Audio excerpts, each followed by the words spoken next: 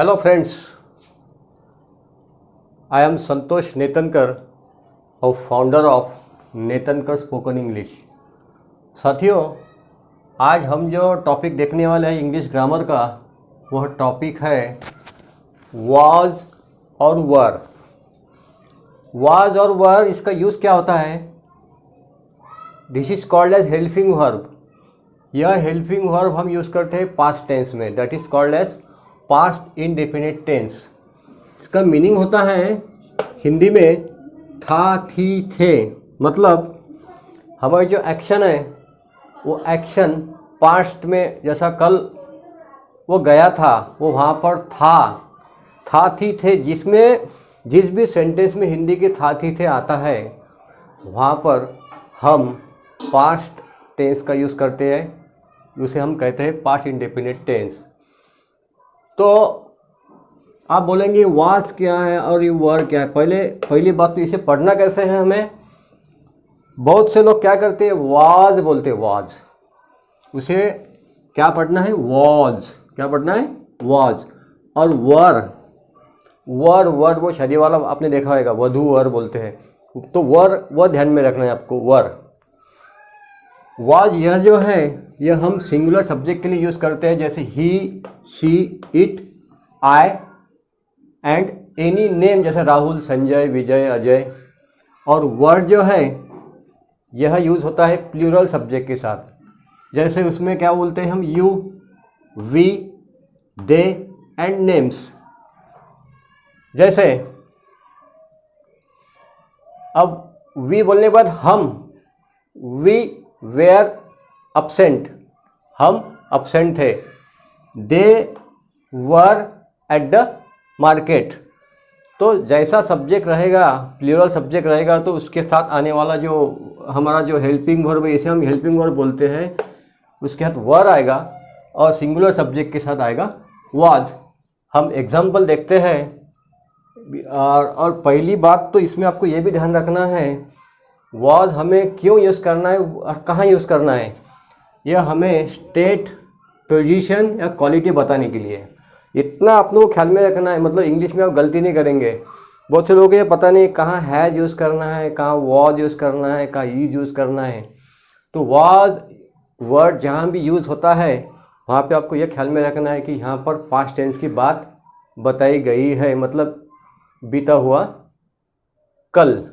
तो इसमें हम देखेंगे, एग्जाम्पल के ज़रिए समझते हैं। ही वॉज पुअर, वो क्या था? गरीब था। अब वो गरीब था बोलने के बाद था, थी, थे आया ना यहाँ पर। था, थी, थे, वॉज का मीनिंग। पुअर बोलने के बाद उसकी स्टेट बताई हमने, या तो उसको बोलते हैं हम पोजीशन, या तो हम बोलते हैं उसे existence. The food was delicious, food कैसा था? स्वादिष्ट था। तो इसमें क्या बताई हमने? फूड की क्वालिटी बताई है। थर्ड एग्जाम्पल में क्या देख रहे हैं हम? चेयर वॉज ब्रोकन, यहाँ पे फुल स्टॉप देना ना भूले। कुर्सी टूटी हुई थी। कुर्सी की क्या बताई हमने?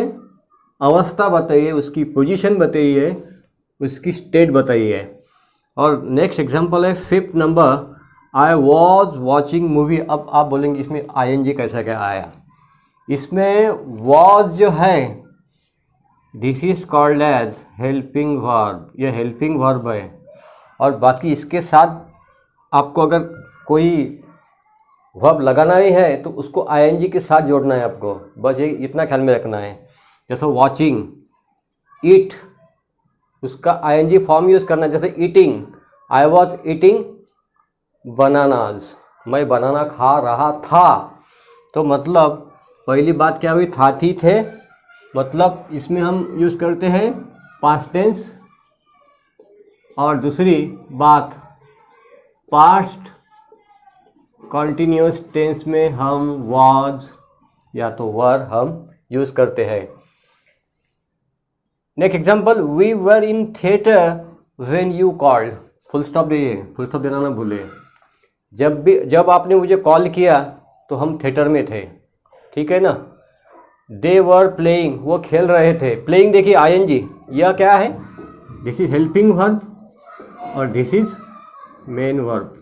मेन वर्ब आपको यूज़ करना ही है तो आईएनजी के साथ ही आएगा, नहीं तो फिर अकेला वर आएगा तो आगे या तो फिर कहाँ थे आप, आपकी पोजीशन मार्केट में थे, थिएटर में थे या तो क्लासरूम में थे, ये बताने के लिए। अगर कोई एक्शन कर रहे हैं आप तो आईएनजी के साथ, मतलब पास्ट में एक्शन कर रहे थे। दे वर सिंगिंग, वो गाना गा रहे थे, तो आईएनजी लगाया ना मैंने मेन वर्ब को। सिंग क्या है, first form of the verb, उसको आईएनजी लगाया। एग्जाम्पल नेक्स्ट है, दे वर नॉट इंटरेस्टेड, वे इंटरेस्टेड नहीं थे, था थी थे। दे है, सब्जेक्ट कैसा है, प्लूरल है, आने वाला वर्ब भी प्लूरल, ये ध्यान में रखना है आपको, कंफ्यूजन होना नहीं है। तो इसमें एक बात आप ख्याल में रखिए, यहाँ पर देखिए स्कोल्डेड, ब्रोकन और इंटरेस्टेड, इसमें वॉस के साथ यह जो थर्ड फॉर्म है, दीज आर थर्ड फॉर्म, यह third form of the verb है। जहाँ भी वाज या वर के साथ third form of the verb use होता है, वहाँ आपको ये ख्याल में रखना है कि वह काम खुद सब्जेक्ट नहीं करता, वहाँ पर काम सब्जेक्ट करता नहीं, सब्जेक्ट का वहाँ पे कोई रोल ही नहीं है। वो यहाँ पे क्या बताएं, चेयर वॉज ब्रोकन, कुर्सी कैसी टूटी हुई है, कुर्सी की अवस्था बताई हमने, उसकी अवस्था बताने के लिए, उसकी कुछ एक्शन नहीं रहती, टूटी हुई किस बताने के लिए आपको। राहुल वॉज स्कोल्डेड, राहुल कुछ यहाँ पे काम कर रहा है कि नहीं, राहुल के ऊपर कोई तो भी ये कर रहा है, मतलब राहुल को डांटा जा रहा था, वॉज स्कोल्डेड, किसी के द्वारा, मतलब उस पर एक्शन किसी, कोई तो भी, जैसे कुर्सी किसी ने तो भी तोड़ी होगी, ठीक है ना, तो राहुल वॉज स्कोल्डेड बाय भी लगा सकते हैं आप, बाय टीचर, लगाने की ज़रूरत नहीं, यहाँ पे हिडन रहता है, कोई ज़रूरत नहीं, ऑब्जेक्ट हिडन रहता है। तो this is the third form of the verb. जहाँ भी आपको वॉज और वर के साथ third form of the verb use आपको दिखेगा तो ये समझिएगा, B plus verb third form जहाँ भी आपको दिखेगा वहाँ पे आपको समझना चाहिए कि this is called as passive construction. यह क्या होगा, पैसिव वॉइस में वो वाक्य रहेगा, बस पोजीशन बताने के लिए, या तो स्टेट या तो क्वालिटी। तो मैं समझता हूँ आपको वॉज और वर का कंसेप्ट ख्याल में आया होगा। एक एक्सेप्शन इसमें बताना चाहूँगा, वर हम कहाँ यूज़ करते हैं, या तो फिर अनफुलफिल्ड डिज़ायर, जैसी हमारी अतृप्त इच्छाएं हैं, जैसे अगर मैं प्राइम मिनिस्टर होता तो वहाँ भी हम यूज़ करते, इफ़ आई वर